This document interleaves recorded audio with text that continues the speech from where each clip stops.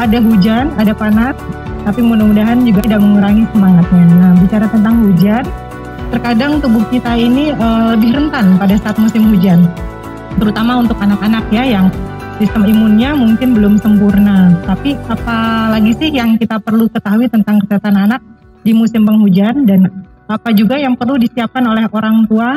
Nah, untuk itu kita telah menghadirkan Dr. Martinus M. Lehmann SPA di tengah-tengah kita semua. Nah, kita akan bicara atau ngobrol-ngobrol dengan Dr. Martin seputar kesehatan anak di musim penghujan. Apa kabar, dokter? Siang, Mbak. Siang, dokter. Untung hari ini nggak hujan ya. Oh, sempat hujan tadi ya, dok? Ya, cuma berhenti-berhenti. Memang sekarang hampir setiap hari ada hujan, sedikit-sedikit. Tidak terduga hujan aja ya. Iya. Nah, ini juga, dok, beberapa bulan terakhir kan di Indonesia nih, dok, udah mulai masuk musim penghujan. Apalagi ya, betul. Mungkin dokter juga ingat 3 hari terakhir saya ngitungin nih, dok. Hujan dari mulai hari Minggu. Zaman dulu terus. Kan semuanya pakai hujan ya. Iya, masih berlaku ya, dok, ternyata sampai sekarang ya. Geser ya. Pokoknya kalau Desember udah pasti hujan. Sudah musim hujan. Nah, ini musim hujan ini biasanya sampai dengan Maret ya, dok. Februari, Maret. Teorinya ya, begitu. Teorinya seperti itu. Cuman ya kadang kita biasanya paling berat itu Desember, Januari, Februari ya, Mbak ya. Iya, baik, dok. Nah, untuk bincang-bincang kita nih, dok, akan seputar kesehatan anak di musim penghujan ini. Yang kita pengen tahu, dok, pertama-tama ini penyakit apa saja sih, dok, yang biasanya terjadi di musim hujan ini, terutama untuk anak-anak. Yang biasanya sih yang kita paling common atau paling umum batuk pilek ya, dok. Iya, betul. Tapi apalagi nih, dok, kira-kira yang lain, dok? Jadi kalau musim hujan ada beberapa situasi yang memang membuat pola penyakit lebih dominan. Contohnya yang jelas tadi Mbak bilang kan batuk pilek ya. Nanti kita bahas nih kenapa sih jadi banyak batuk pilek. Tapi yang juga sering itu diare. Diare juga sering. Terus nanti kayak kita juga cerita tuh asma juga, asma bronkial bagi yang memang pengidap asma itu juga sering kumat di situ. Lalu juga ada demam berdarah nih, kalau Mbak perhatiin kejadian demam berdarah sekarang makin banyak di rumah sakit kita ini. Kayaknya kasus demam berdarah makin sering ditemukan. Dan ada juga tipes juga atau demam tifoid kalau dalam bahasa medis itu juga mulai banyak.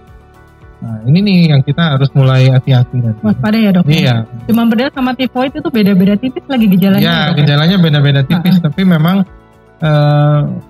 biasanya di musim hujan itu agak lebih banyak ya. Nah, ini, dok, untuk faktor timbulnya suatu kondisi penyakit ini, tadi kan dokter sudah menyebutkan berbagai macam penyakit yang ada di musim hujan biasanya apa aja, demam berdarah, tipes, kemudian diare. Nah, yang untuk faktor yang mempengaruhinya nih, dok, kira-kira?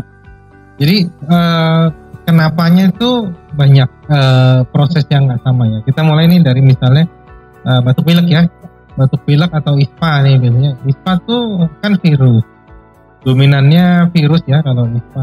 Nah, ketika musim hujan biasanya terjadi kelembapan udara yang lebih dari biasanya, cenderung dingin, lebih lembab, lebih dingin ya.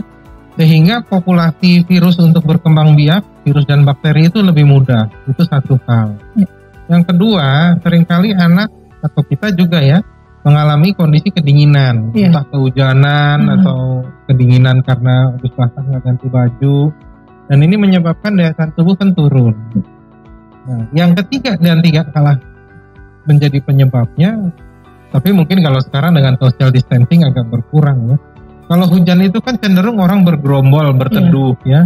Meneduh ya. Di jalan, kehujanan, berteduh, bergerombol di warung, di halte ya, di mana begitu, sehingga kita berdekatan dengan orang dengan suasana yang lembab, dan itu sangat memudahkan untuk menularnya penyakit. Kalau ada satu yang flu di situ, batuk pilek mudah menular. Walaupun sekarang kalau boleh kita logika, kita mengikuti social distancing, mestinya itu juga berkurang. Nah, kalau penyakit yang batuk pilek kan itu ya. Nah, tapi kalau kayak penyakit demam berdarah nih, penyakit demam berdarah itu karena sering hujan, banyak genangan air.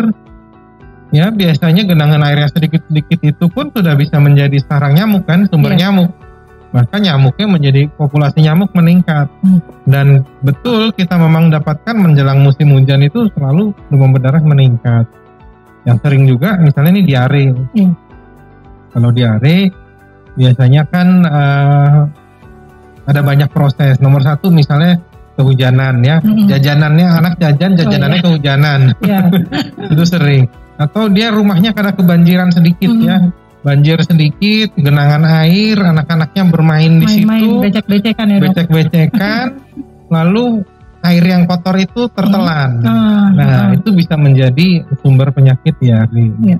Kira-kira prosesnya kurang lebih begitu deh. Baik, Dok. Terus satu lagi ya, yang tadi asma saya cerita. Iya, asma bronkialis. Asma, bagi penderita asma, itu kan musuhnya lembab ya, udara lembab, dingin. Nah, jadi di poliklinik sering kita dapatkan pola di mana musim yang agak dingin seperti sekarang ini, penderita asma menjadi lebih banyak yang kumat. Jadi untuk asmanya kan memang sudah ada ya, Dok? Iya, ini khusus bagi yang sudah punya asma ya, bukan yang baru ya. Tapi yang dia jadi mungkin tipsnya bagi yang penderita asma harus hati-hati, jangan sampai kamarnya lembab, kurang kena sinar matahari gitu. Berarti kalau yang bagi penderita asma, giliran ada matahari jangan lupa berjemur gitu. Nah, iya. Jadi kalau ngomong soal matahari ini juga mungkin berlaku buat kita semua. Kita anjurkan sih sebetulnya ya, kalau mau simpelnya, mudahnya di bawah jam 9, di bawah jam 3 sore ya. Itu kita paling tidak usahakan 10-15 menit kena sinar matahari. Tujuannya untuk membantu tubuh supaya dapat memproses vitamin D. Ya, vitamin D ini penting untuk kekebalan tubuh, daya tahan tubuh ya. Itu penting banget. Itu makanya kalau mungkin healthy people atau Mbak pernah dengar orang yang dengan musim pandemi gini lebih digiatkan ya berjemur untuk meningkatkan daya tahan tubuh dengan cara meningkatkan vitamin D yang akan menjadi salah satu bahan baku untuk antibodi. Antibodinya ya, Dok. Baik, Dok. Nah, tadi dokter juga sempat bicara tentang hujan-hujanan ya, Dok. Ini tadi agak sedikit ingat ada pertanyaan dari Healthy People, Dok, langsung nyambung ke pertanyaannya. Jadi anak ini seneng banget main hujan-hujanan nih, Dok. Anak-anak main hujan-hujanan ya. Nah ini gimana, Dok? Karena kan ada anak-anak yang main hujan-hujanan dia langsung sakit kayak tadi Dokter bilang. Mungkin penyebabnya adalah bukan hujan-hujanannya gitu kan. Tapi ada yang enggak. Nah gimana nih, Dok? Jadi sebetulnya bukan air hujannya lalu kena badan kita membuat sakit ya. Tapi lebih kepada karena dia hujan-hujanan, mungkin dia jadi kedinginan ya. Kedinginan, tidak langsung mandi dengan air bersih ya. Air hujan itu kotor ya, tertelan, badannya kedinginan, tidak langsung mandi ya. Dan dalam kondisi dia kadang-kadang juga udah main hujan-hujanan kan, kadang-kadang lupa waktu ya. Kasih kan, Dok. Nggak makan, nggak istirahat. Nah itulah, jadi intinya daya tahan tubuhnya jadi turun, lalu paparan kuman jadi lebih mudah. Jadi kalau misalnya seorang anak itu main hujan-hujanan, tetapi begitu selesai langsung dia mandi bersih, kalau bisa pakai air hangat lebih baik ya. Lalu memastikan tidak ada yang air hujan yang masuk ke badannya tertelan maksud saya, dan tidak sedang dalam kondisi yang lagi sakit. Misalnya dia lagi demam ya jangan main hujan-hujanan. Mestinya sih nggak terlalu berbahaya juga.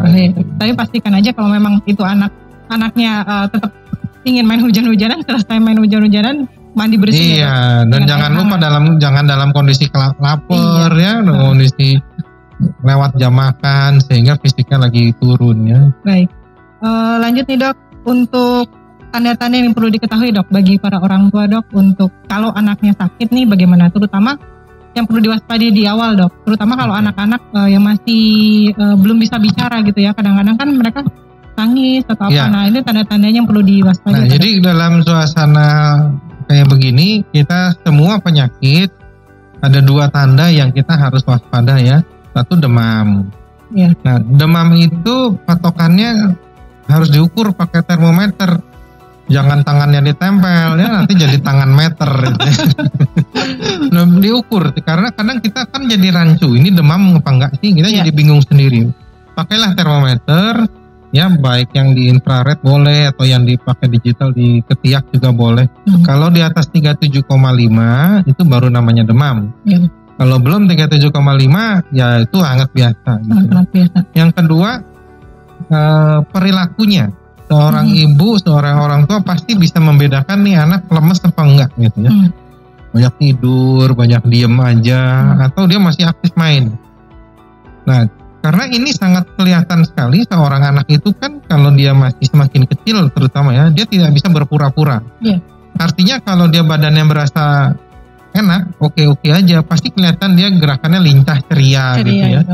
Tapi kalau dia kelihatan mukanya cemberut, diem, nggak mau makan, nggak mau minum, hati-hati ya. Ini tandanya dia sudah ngerasa badannya kurang enak di situ. Itu sudah bisa menjadi petunjuk ya, paling tidak kalau sudah lewat 1 hari masih begitu mulai was-was. Karena kalau sudah hari kedua kita harus lebih hati-hati nih, kok kayaknya nggak ada perubahan, nggak ada perbaikan gitu. Itu langsung disarankan untuk langsung ke dokter ya dok untuk konsultasi. Paling tidak kalau belum bisa ke dokter, misalnya pas hari libur gitu ya, itu waspada deh. Waspada, usahakan paling tidak masukkan vitamin, diberikan vitamin lebih banyak, asupan nutrisi ya. Kalau dia masih nyusu, susunya juga diperbanyak, sehingga punya modal buat ngelawan penyakitnya tuh lebih banyak gitu. Baik. Jadi untuk yang masih menyusui, bayi-bayi yang masih menyusui, ASI-nya sendiri bisa pengaruh ya dok untuk sistem imun tubuhnya? Oh ya, ASI tentu sangat berpengaruh. ASI kan antibodinya banyak sekali. Jadi kalau bisa ASI memang semaksimal mungkin itu diberikan terus ya dok. Meskipun lagi kurang enak badan si anak, tapi pada saat dia masih mau menyusu, terus langsung diberikan. Betul ya, harus itu malah. Harus ya. Baik dok. Nah tadi dokter sempat nyebutin dok untuk ukur suhu itu yang baiknya pakai tangan, tapi pakai termometer ya. Nanti jadi tangan meter. Dan posisi yang memang valid dok untuk mengukur suhu tubuh itu di kening sama di ketiak. Ya, jadi ini kan heboh ya mengukur suhu di mana. Tapi ada kejadian yang di infrared telapak tangan. Nah itu saya mau tanyain dok sebenarnya.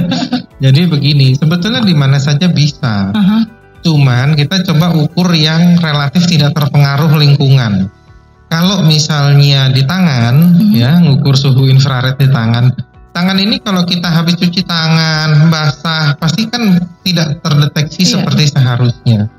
Ya kalau mau di kepala boleh, di telinga juga boleh. Tapi pastikan alatnya betul ya. Nah, atau pakaian digital yang di ketiak. Kenapa di ketiak itu lebih sering kita gunakan? Karena relatif dia tidak terganggu oleh lingkungan. Artinya kalau lingkungan tuh misalnya dia dari ruangan AC yang ber-AC yang dingin kan dia bisa terpengaruh untuk mengukur suhu tuh bisa berubah. Tapi kalau itu relatif ada suhu tubuh sebenarnya. Yang kedua pastikan termometernya betul, nggak lowbat. Nggak dalam kondisi rusak ya dok. Iya. Dan kita juga anjurkan termometer, kalaupun yang itu tidak termometer Eraksa lagi ya kalau sekarang, karena termometer Eraksa memang sudah tidak dianjurkan. Selain lama dan ribet, itu kalau pecah juga bahaya, kan beling ya, dari kaca ya. Biasanya kita nggak anjurkan itu. Air raksanya yang berbahaya. Dok. Ya. Baik. Dok, untuk penyakit sendiri dok, biasanya kita kan sumber penyakit kalau kita ke dokter nih, kadang-kadang ini bakteri, ini virus gitu.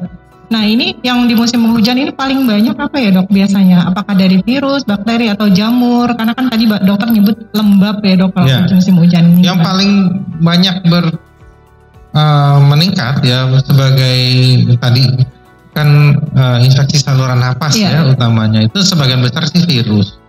Jadi memang walaupun ada juga ya dari bakteri misalnya penyebab diare, penyebab itu bisa jadi infeksi pencernaan tuh banyakkan bakteri.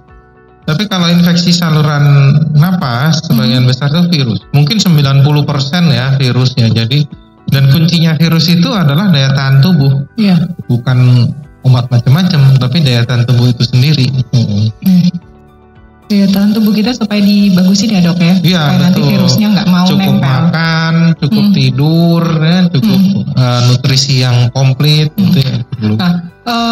Untuk virus sendiri dok, kan kita masih menjalani musim pandemi dari virus corona nih dok. Berarti kita harus ekstra hati-hati lagi dok untuk musim penghujan ini.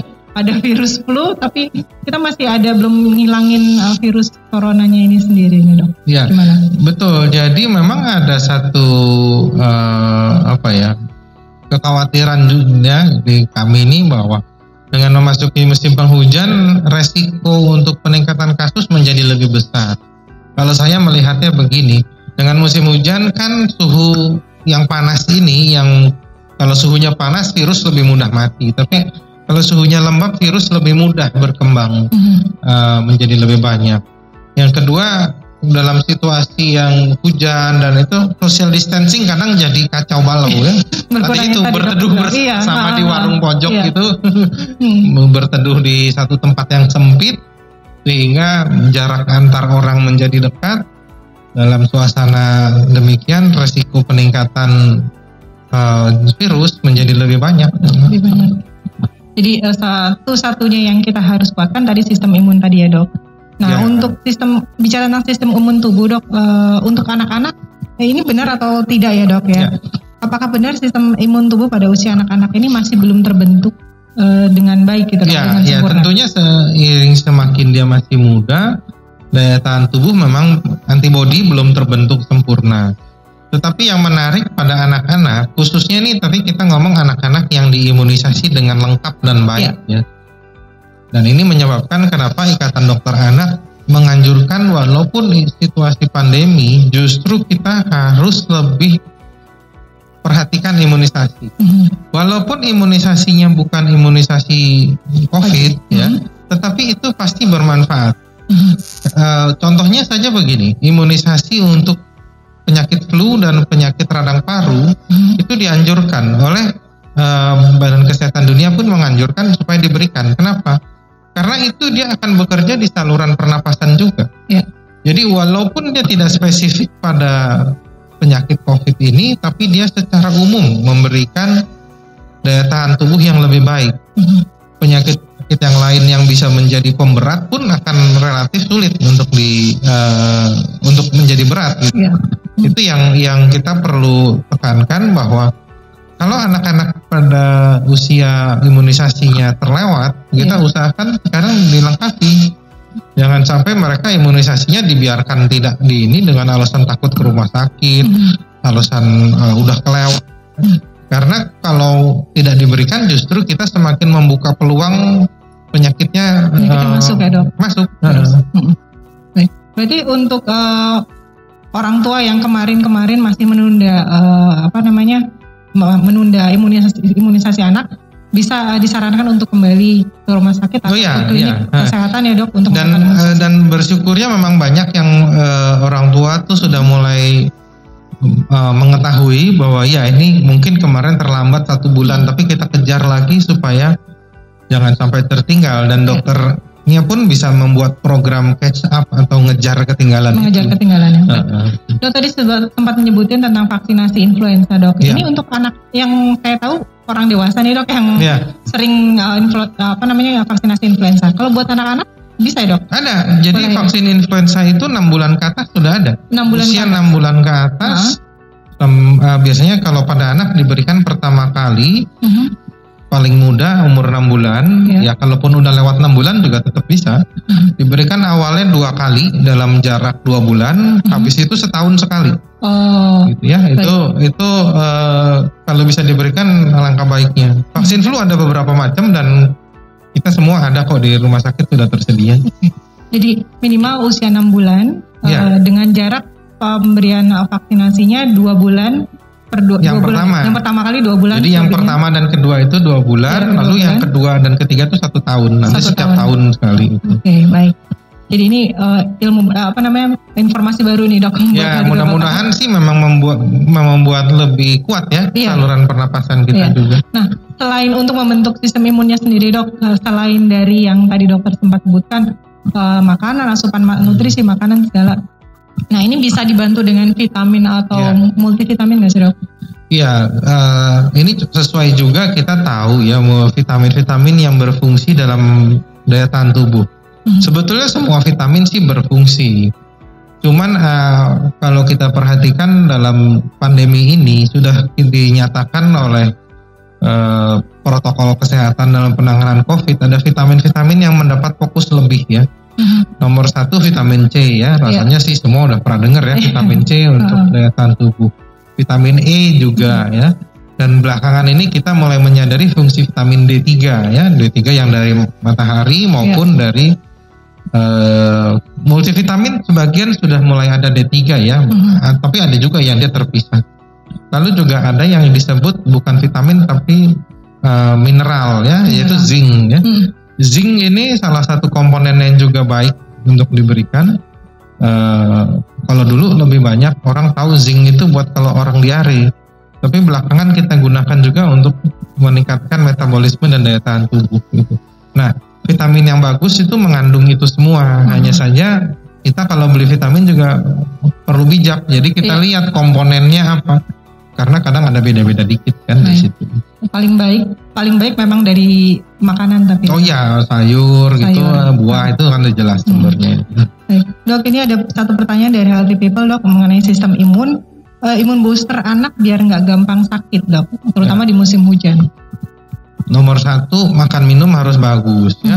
Kecukupan nutrisi, ada karbohidrat, protein, lemak, mineral gitu ya. Itu semua harus terpenuhi dengan baik. Yang kedua, minum cairan ya, cairan. Kecukupan air minum juga. Yang berikut istirahat, tidur.